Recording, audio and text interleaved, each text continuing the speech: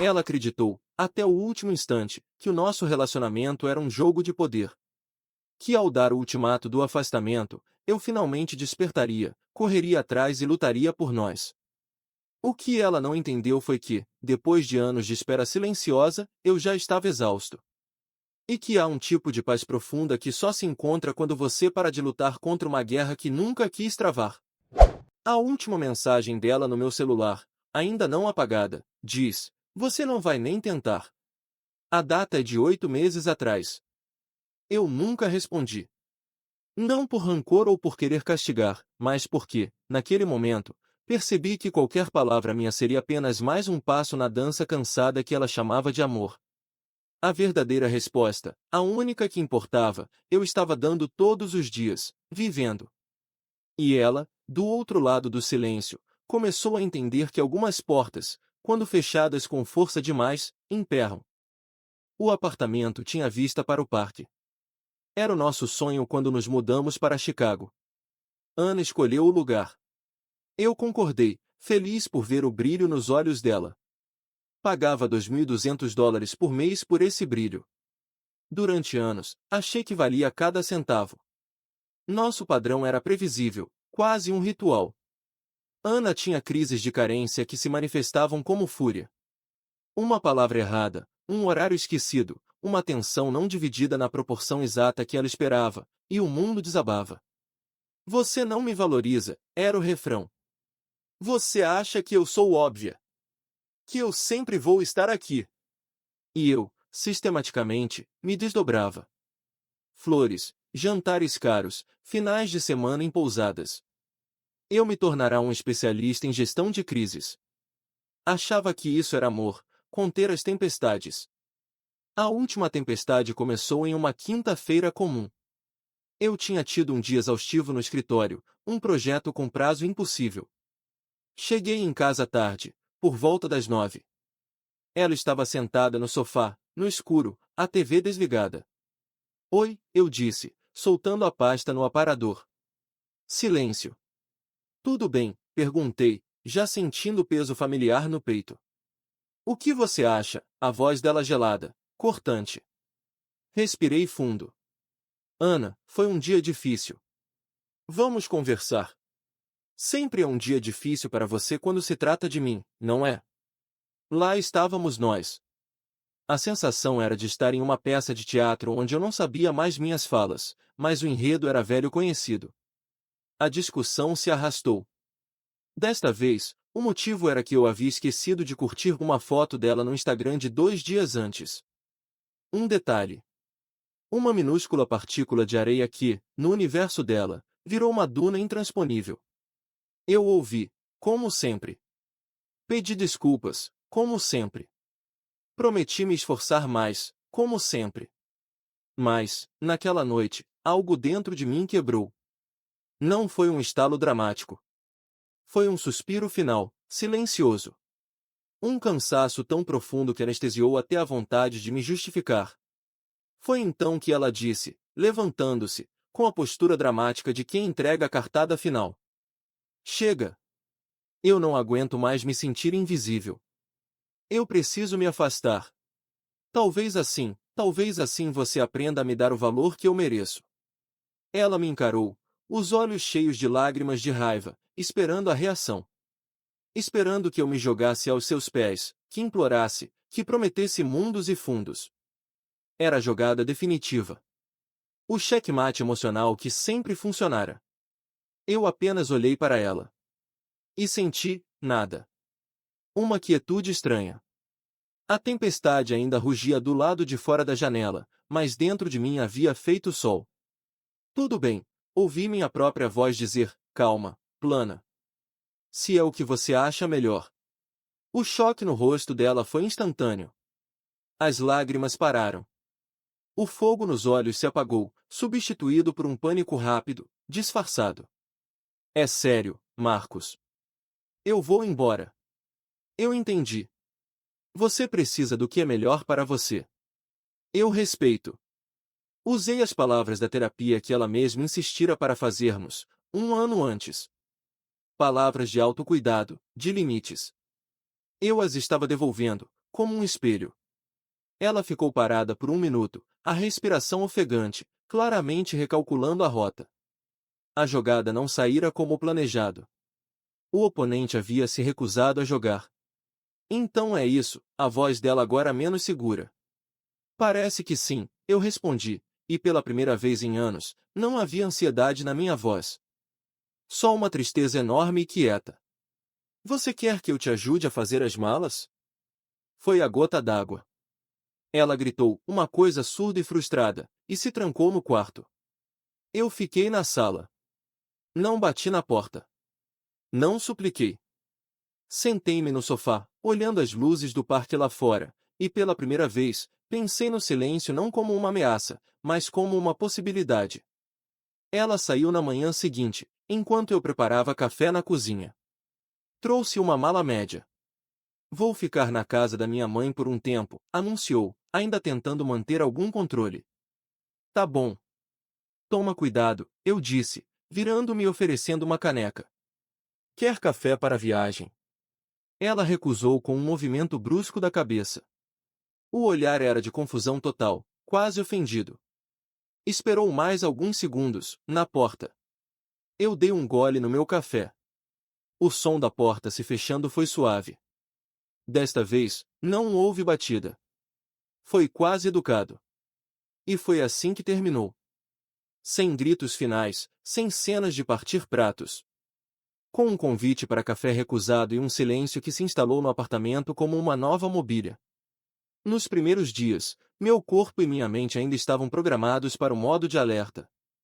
Checava o celular instintivamente, esperando o texto longo, a reclamação, a cobrança. Mas só vinham notificações de trabalho e de grupos. O silêncio dela era, em si, uma mensagem. Uma mensagem que dizia, aguente. Você vai correr atrás de mim. Eu lia essa mensagem todos os dias. E escolhia não responder. A semana seguinte foi estranha. Chegava em casa e havia apenas o meu cansaço. Não havia uma atmosfera carregada para gerenciar. Não havia um humor desconhecido para decifrar. A paz era tão anormal que parecia errada. Eu me sentia culpado por estar tão aliviado. Então, depois de 7 dias exatos, o telefone tocou. Era ela. O coração não acelerou. Apenas observei a tela vibrar até ficar quieta. Ela não deixou recado. Meia hora depois, chegou um texto. Você está bem? Era uma isca. Um teste. Se eu respondesse com preocupação, com um e você, o jogo recomeçaria. Eu deixei a mensagem no visto. Não havia mais o que dizer. Aprendi, da pior forma, que nem todo silêncio precisa ser preenchido. Às vezes, ele é a resposta final. O primeiro mês foi de descompressão. Como um músculo que ficou tensionado por anos, de repente, é solto. A dor era real, mas era uma dor diferente. Não era a dor aguda da discussão ou da rejeição, era uma dor surda, de readaptação. O apartamento, antes um campo minado onde cada passo precisava ser calculado, começou a se tornar apenas um lugar. Eu podia deixar uma xícara suja na mesa sem que ela fosse um símbolo da minha desconsideração. Podia chegar tarde do trabalho sem ter que elaborar um relatório verbal sobre meu paradeiro. A liberdade, no início, tinha o gosto amargo da solidão e da culpa, mas aos poucos, o amargo foi dando lugar a um sabor neutro, aceitável. O dinheiro, antes canalizado para apaziguamentos emergenciais, jantares caros, presentes, viagens de fim de semana, sobrou. Pela primeira vez em anos, olhei para minha conta poupança e vi um número que crescia de forma constante, previsível. Usei parte para contratar uma faxineira quinzenal, algo que Ana sempre quis, mas que eu resistia por achar um luxo desnecessário. Era um luxo, sim. Mas agora era um luxo que eu escolhia para mim, não um tributo pela paz. Ana não desapareceu. Sua presença tornou-se um espectro digital, cuidadosamente dosado. Ela postava stories no Instagram com músicas melancólicas, fotos de livros sobre amor próprio, selfies na casa da mãe com expressões pensativas. Era uma campanha silenciosa, um lembrete constante de sua ausência calculada. Eu via tudo, mas não reagia. Não curtia, não comentava, não enviavam mensagens. Aos poucos, o algoritmo entendeu meu desinteresse e seus posts começaram a sumir do meu feed. Foi uma vitória pequena e melancólica. Cerca de 6 semanas depois, ela tentou um contato mais direto. Ligou uma noite, uma quarta-feira. Atendi, por educação, mas também por uma curiosidade mórbida. Oi, a voz dela soou estranha, meio forçada na leveza. Tudo bem? Só, dando um oi. Tudo tranquilo. E você, mantive o tom neutro, profissional, quase como se falasse com um cliente distante. Ah, sabe. Refletindo muito. Aprendendo. Houve uma pausa carregada, esperando que eu perguntasse o quê. Eu não perguntei. O silêncio do meu lado da linha ficou pesado. Ela finalmente quebrou. É estranho, não é? Não nos falarmos. É uma escolha que você fez, Ana. Estou respeitando. A palavra respeitando pareceu atingi-la como um leve tapa. Ela queria drama, queria conflito, queria uma negociação emocional. Eu estava oferecendo apenas respeito, que é a coisa mais distante e intransponível que você pode dar a alguém que ainda espera um pedaço de você. Você está com raiva de mim, ela afirmou, quase com esperança. Raiva seria um sentimento, uma conexão. Não estou com raiva, respondi com sinceridade. Estou, seguindo em frente. Como você pediu. Foi a primeira vez que usei a frase dela contra ela, sem intenção de ferir, apenas como um fato. Ouvi um pequeno suspiro abafado. Certo. Então, tá. Fica bem. Você também. Desliguei e deixei o telefone em cima da mesa. Meu coração batia no ritmo normal.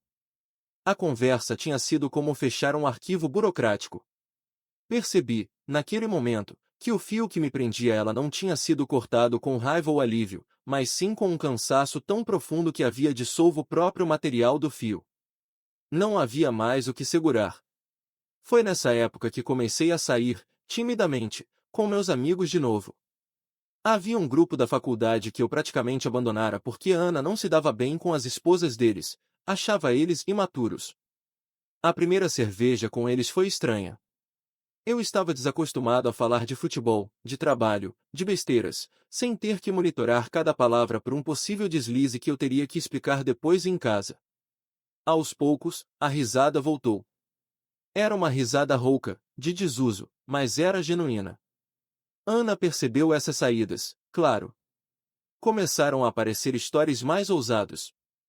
Fotos em festas, com amigos que ela mal mencionava antes. Era uma reação, uma demonstração de que ela também estava seguindo em frente.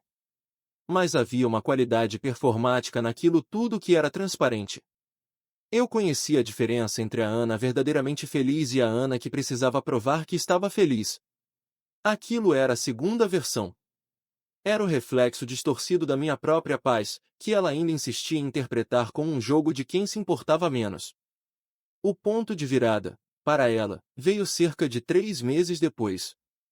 Um amigo em comum, sem saber da extensão do nosso silêncio, postou uma foto de um churrasco em sua casa.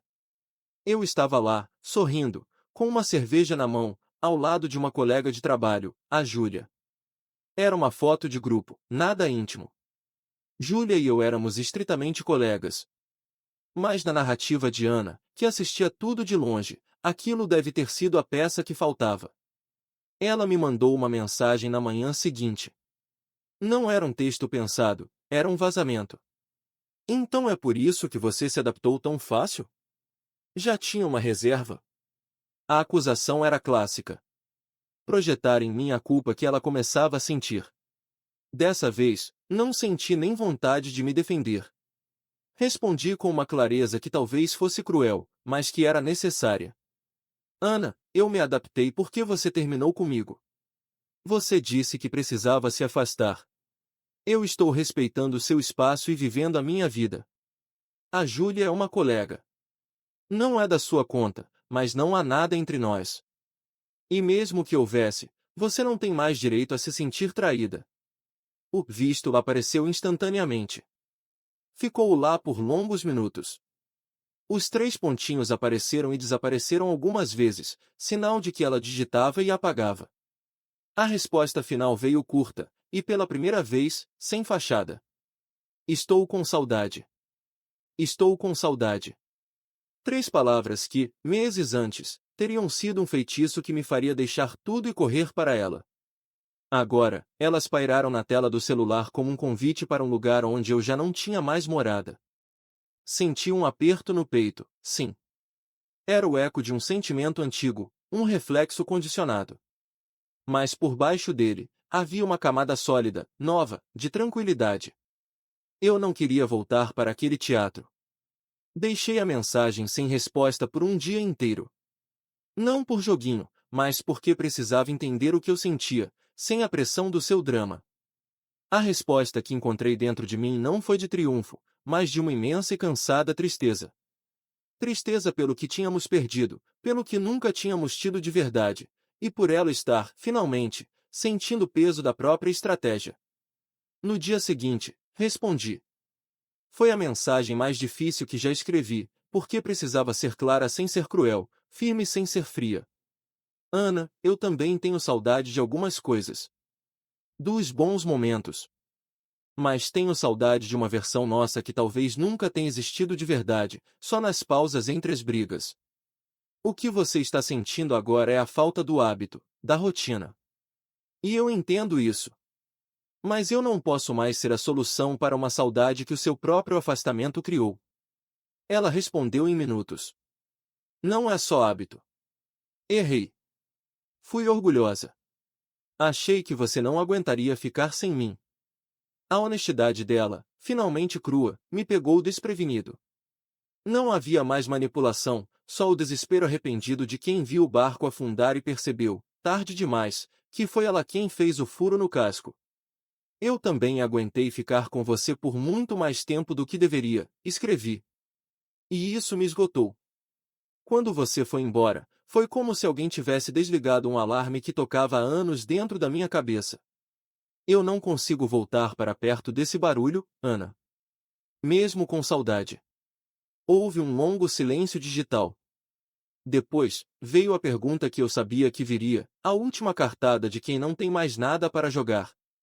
Não existe mais nenhuma chance para a gente? Nenhuma? Eu mudei, Marcos. Eu juro. Eu olhei ao redor do meu apartamento. A poltrona nova na frente da TV. Os livros espalhados na mesa de centro, de assuntos que só eu gostava. O silêncio que era meu, só meu. Respirei fundo e digitei a verdade. Não. Não existe. E não é porque você não mudou ou porque eu não acredito em você. É porque eu mudei. A pessoa que correria atrás de você não existe mais.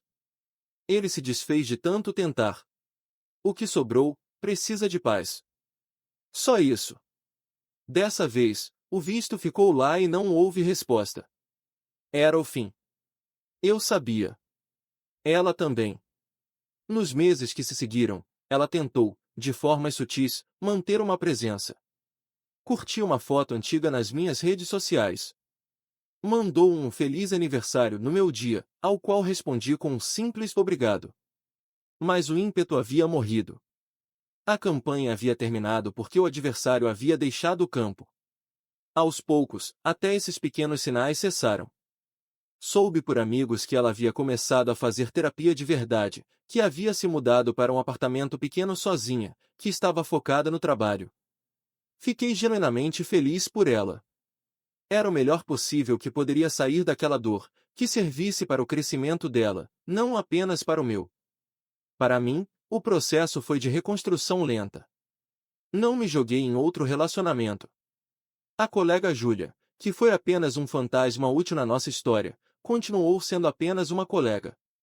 Eu precisei aprender a me relacionar comigo mesmo. Fiz aulas de culinária, algo que Ana sempre criticava, dizendo que era perda de tempo com a existência de delivery. Descobri que cortar legumes com cuidado podia ser uma forma de meditação. Comecei a caminhar no parque que ficava à nossa vista, mas que raramente usávamos porque estávamos sempre muito ocupados discutindo dentro de casa. Um ano depois do término, me deparei com uma foto nossa antiga, perdido em um backup na nuvem. Estávamos na praia, sorrindo. Lembro exatamente do dia. Tínhamos brigado feio na noite anterior, e aquele sorriso no rosto era o alívio tenso da trégua, não a alegria espontânea. Apaguei a foto. Não por raiva, mas porque aquela memória não servia mais à pessoa que eu era agora. Era um artefato de outra vida. A maior lição que a ausência dela me ensinou não foi sobre desprender-se. Foi sobre responsabilidade afetiva. Eu fui responsável por me anular para manter a paz. Ela foi responsável por acreditar que o amor precisava de crises para se validar. Nossa dança foi doente porque os dois concordamos, silenciosamente, com seus passos. Quando eu me recusei a dançar, a música parou. Ela me procurou uma última vez, quase 18 meses depois do término. Foi um e-mail longo, sóbrio, bonito em sua dor e em sua lucidez. Ela agradeceu pelo silêncio que, no início, a enlouqueceu, mas que depois a forçou a se encarar. Disse que eu estava certo, que o que ela sentiu no início foi pânico de perder o controle, não saudade de mim. E que agora, sim, sentia saudade de mim, da minha calma, da minha paciência, mas entendia que eram coisas que ela só soube valorizar quando ficaram quietas para sempre do outro lado de uma porta fechada. Desejava-me, sinceramente, toda a paz do mundo. Eu não respondia ao e-mail. Não havia mais nada a dizer. Qualquer resposta seria um fechamento que ela buscava, e eu não queria mais ser parte do processo emocional dela. Meu silêncio, dessa vez, não era uma arma ou uma estratégia. Era apenas o meu estado natural. Era o que restou quando o ruído constante parou, um ouvido que se acostumou com a quietude e a preferiu. Hoje, vivo sozinho. Não sou feliz o tempo todo, quem é? Mas sou plenamente inteiro. A paz que tenho não é a ausência de problemas, é a ausência de um problema específico, crônico, chamado insegurança alheia que eu carregava nas costas. Aprendi que seguir em frente não é sobre esquecer ou sobre não sentir falta. É sobre olhar para frente e perceber que o caminho à sua volta, mesmo vazio, tem mais luz e menos obstáculos do que o caminho que você insistia em percorrer de mãos dadas, mas sempre tropeçando.